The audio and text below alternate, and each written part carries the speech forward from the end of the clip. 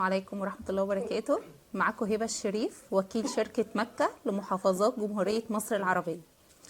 لكل ست بيت بتدور على فرصة بجد من وهي في بيتها في وسط أولادها وزوجها بدون ما تأثر في واجباتها في البيت، ونفسها تشتغل ويبقى لها حياتها ويبقى لها كاريرها وتزود دخلها.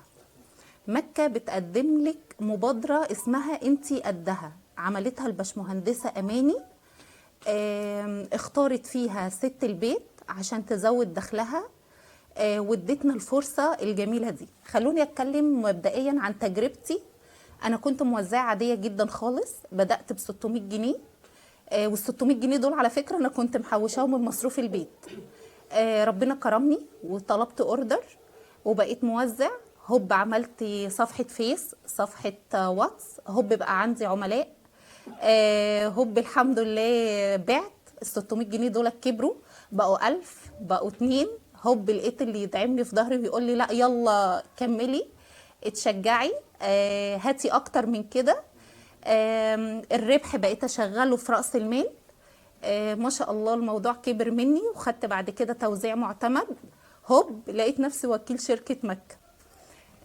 فاظن ان ده مثال صغير قوي، انا مثال صغير بالنسبه لكم اهو. ست بيت عاديه خالص، زوج واولاد ومسؤوليه بيت، وجنبي الحمد لله ربنا كرمني بكارير حلوه قوي وفرصه هايله جدا جدا جدا قدمتها لنا الباشمهندسه اماني، ربنا يكرمها بصراحه يعني.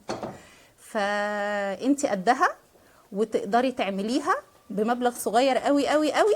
هتقدري تبقي وكيل للشركه وتدخلي دخل مناسب جدا يساعدك على متطلبات الحياه ان شاء الله باذن الله. لو شايفه ان انت قدها، انا محتاجه بس واحده عندها طموح.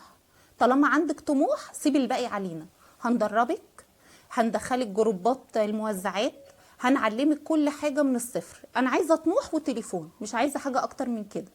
هنعلمك ازاي تعملي صفحه واتس، ازاي تعملي صفحه فيس، هنعلمك ازاي يعني ايه اصلا منتجات، هنفهمك منتجاتنا عباره عن ايه، هنعلمك التسويق، هنعلمك حتى التنمية بشرية. هتكسبي مبلغ محترم محترم بجد، هيساعدك على حاجات كتيرة قوي. خليكي قدها.